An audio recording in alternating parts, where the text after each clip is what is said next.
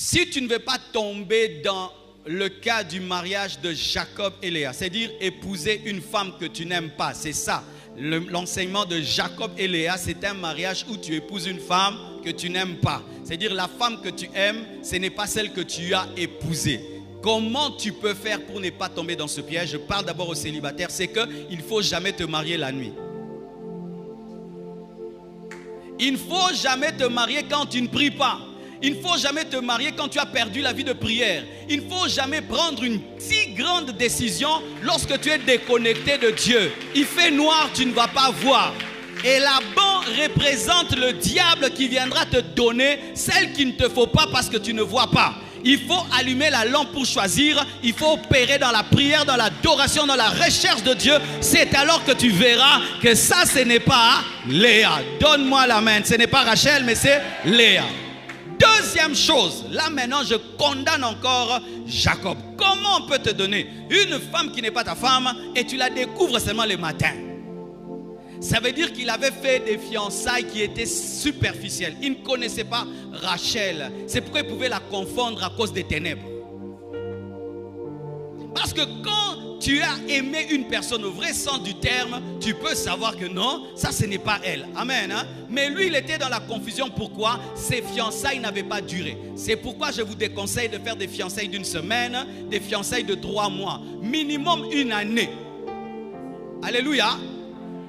Ce n'est pas un verset biblique, mais c'est la sagesse. Pourquoi? Parce que même quand vous dites que vous avez fait des fiançailles d'1 année, est-ce que vous vous voyez pendant 365 jours? Des fois, vous ne vous voyez que samedi. Quand on prend samedi, il y a combien de samedis dans un mois? Il y a 4 samedis. Quand tu fais 4 fois 12, ça fait combien? 48 fois, n'est-ce pas? Donc tu vas épouser quelqu'un, tu l'as rencontré que 48 fois. 48 fois, c'est 1 mois. 1 mois et demi. Alléluia. Mais tu dis qu'on est fiancé pendant 1 année, mais vous vous êtes rencontrés pendant 48 jours. Si vous voulez faire des fiançailles de 6 mois, donc tous les jours on va se voir, tous les jours, lundi, mardi, mercredi, des fois matin, soir. Pourquoi? Je dois m'habituer à toi jusqu'à ce que je verrai un jour ta colère et ton défaut. Maintenant je te connais. Parce que si pendant 1 année, namona rosara parfaite, c'est ça le coup pour ça moutou. Il faut namono. Donne-moi la main, hein? En français, français au calé. Jamais 2 personnes peuvent être fiancées et dire que ça a toujours été parfait. Sinon, il y a toujours de l'hypocrisie. De l'hypocrisie, c'est-à-dire l'autre te supporte, il te tolère. Dans les fiançailles, des fois, on se chamaille, on se querelle et c'est bien parce que ça révèle que vous êtes sincère. Alléluia. Qu'est-ce que tu aimes? Tout ce que tu aimes. Qu'est-ce que tu n'aimes pas? Tout ce que tu n'aimes pas. Ah! Toi, tu es sans goût, sans personnalité. Je ne t'énerve jamais alors que moi-même, je sais que j'ai des défauts. Mais ma mère ne me supporte pas des fois. Toi, tu supportes tout. Il y a toujours de l'hypocrisie. C'est pourquoi prenez du temps. Lui ne connaissait pas bien. C'est pourquoi il pouvait dormir avec une femme qui n'est pas sa femme et penser que c'est elle. Et c'est le soleil qui lui a révélé sa femme. Maintenant, la Bible nous dit clairement, Jacob n'aimait pas Léa. Mais comme il était marié à elle, c'était une femme subie. Mais il aimait Rachel. Maintenant, Dieu regarde, parce que Léa n'y était pour rien. C'est Laban qui a fait tout ça. Elle se retrouve elle aussi dans un mariage décidé par papa. Et maintenant, Dieu sent que Léa est maltraitée. Et voici ce que Dieu fait. Dieu rend Léa féconde et Rachel qui est aimée inféconde. Afin d'équilibrer. Rachel a l'amour de son mari, mais elle n'a pas d'enfant. Léa n'a pas l'amour de son mari, elle a des enfants. Ainsi, elle peut se consoler dans les enfants, l'autre se consoler dans l'amour de son mari.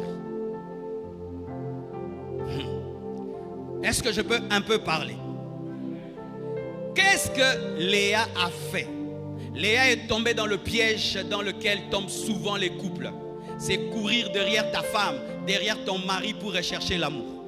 Elle courait derrière Jacob. Aime-moi s'il te plaît, aime-moi. Elle pensait que si elle lui fait des bébés, il va l'aimer. Et elle l'a enfanté. Cette fois-ci, mon mari va m'aimer. Cette fois-ci, je serai consolé. Cette fois-ci, l'amour de l'homme ne venait pas.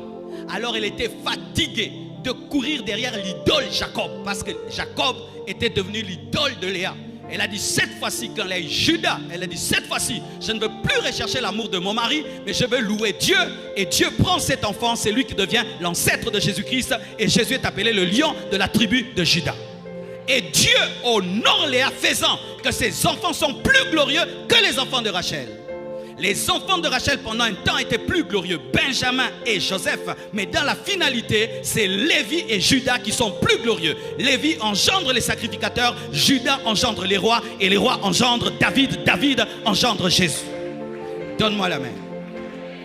Il y a un conseil que je donne souvent aux femmes et aux hommes qui ont des problèmes où le mari ne t'aime pas, la femme ne t'aime pas. Les gens interprètent souvent mal mes conseils. S'il vous plaît, quand je te donne un conseil et tu ne comprends pas, tu reviens, tu me dis qu'est-ce que j'ai voulu dire. Amen. Hein? Parce que des fois quand je dis comme ça, les gens parlent. Le pasteur lui-même m'avait dit. Et souvent quand je donne ce conseil, les gens disent le pasteur a dit que je fasse ma vie. Non. Si faire ta vie, c'est tromper ta femme, ton mari, je ne peux jamais donner un tel conseil. N'est-ce pas? Tu me connais bien. Mais voici ce que j'ai compris au travers de l'histoire de Léa et de Jacob. Il faut que tu puisses te concentrer sur Judas. Lorsque Jacob ne t'aime pas, concentre-toi sur Judas. Qu'est-ce que je veux dire? C'est dire que tu dois trouver ton bonheur ailleurs. De peur de mourir avant qu'il ne t'aime. J'aimerais t'expliquer. Tu aimes beaucoup ta femme. Toi, tu l'aimes beaucoup. Elle ne t'aime pas. Que tu te tues? Que tu commettes l'adultère? Non, comme tu ne peux pas te tuer et commettre l'adultère, maintenant tu fais quoi en attendant qu'elle t'aime? Tu t'aimes toi-même. Tu aimes les choses que tu aimes et tu aimes Dieu. Si tu aimes le football, aime le football en attendant qu'elle t'aime. Si tu aimes tes enfants, prends soin de tes enfants. Si tu aimes les affaires, fais les affaires. Si tu as le ministère, prêche la parole. Sois beau, belle, habille-toi très bien, même si tu es mal aimé pour t'aimer. Car il a été démontré que les personnes qui cessent de prendre soin d'elles, quand on les aime pas, on ne les aime plus. Les hommes et les conjoints respectent celui qui reste, celui qui garde le bonheur sans bonheur. Car lorsque ton mari, ta femme ne te donne pas l'amour et toi tu dépéris, il ne va pas t'aimer parce qu'on n'aime pas les choses qui dépérissent. Mais si malgré qu'il ne te donne pas l'amour, tu es beau, tu es belle, tu es heureux, heureuse par Dieu et par le Saint-Esprit, il va prendre le soin de te regarder parce que tu es devenu un mystère. Il sait que lorsqu'il ne te salue pas, tu es là, il ne te salue pas. Toi tu chantes les louanges de Dieu parce que la joie vient de Dieu à Otal au bien.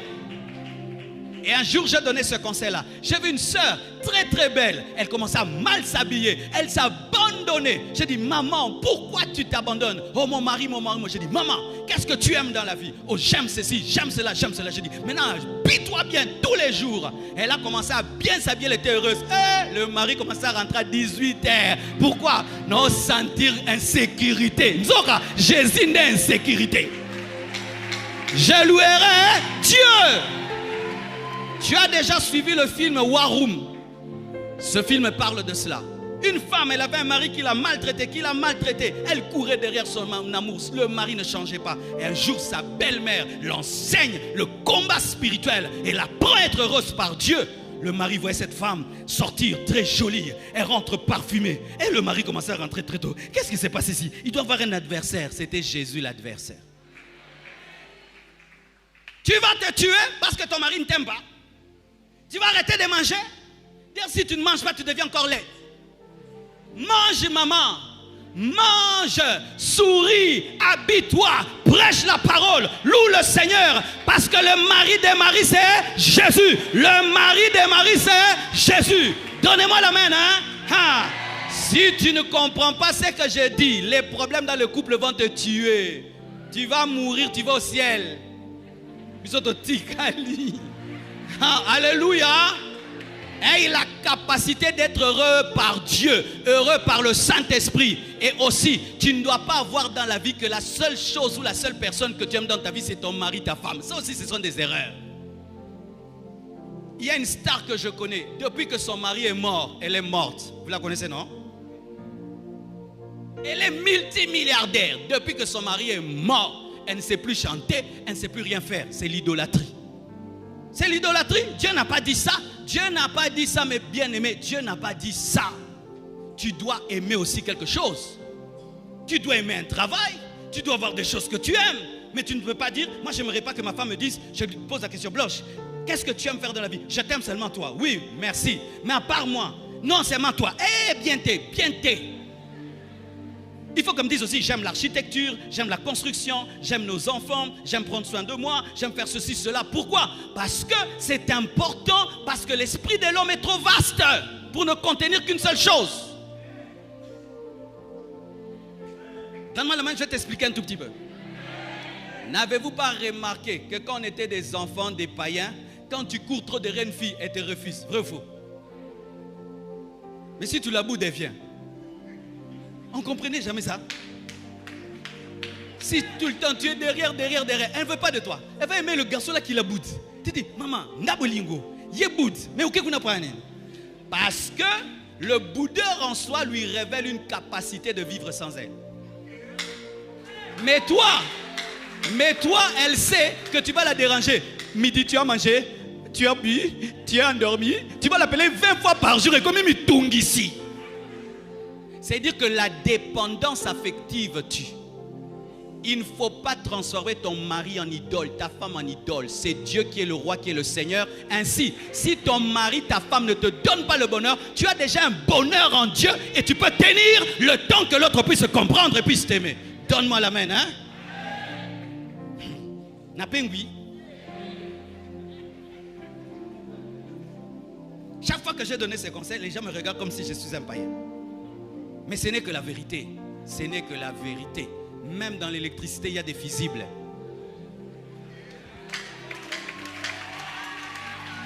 Il y a des fusibles. En attendant que ton couple marche, tu vas faire quoi? Viens à l'église balayer, viens chanter à la chorale, alléluia, prêche la parole, gagne les âmes, occupe-toi et prends soin de toi. Et tu es heureux à l'occasion de Jésus. Tu t'habilles grave à l'occasion de Jésus. Tu sors avec qui? Je sors avec Jésus. Tu vas voir qui? Je vais voir Jésus. Pourquoi? Parce que je ne veux pas négliger mon corps, parce que quelqu'un ne m'aime pas. C'est pourquoi vous qui êtes fiancés, faites très attention aux gens qui, au lieu de vous aimer, vous idolâtrent. Quand tu ne m'appelles pas pendant une heure, je sens que je vais mourir. Eh, boyaye, Moutungisi. Il t'appelle 20 fois. T'es où? T'es où? T'es où? T'es où? T'es où? T'es où? Tu dors? T'es où? Il faut aimer quelqu'un qui est occupé. Il est occupé, il fait des choses, vous faites des choses, c'est une personne qui est équilibrée. Il y a des veuves, le jour seulement que son mari est mort, elle est morte. Morte. Papa Koufa. Ça fait combien d'années? 10 ans. 10 est belé, 10 est belé. 10 est belé. Elle est dans un deuil éternel. Ah, papa bino akenda, ah, papa bino akenda, c'est quoi akenda? Jésus azali. Jésus est vivant.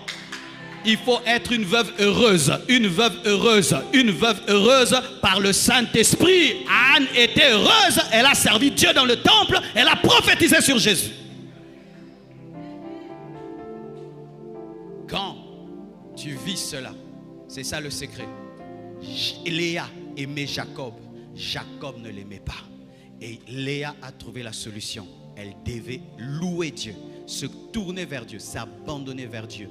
Et Dieu l'a honoré, faisant que ses enfants étaient une consolation et sont devenus plus grands que Jacob. Acclame le Seigneur.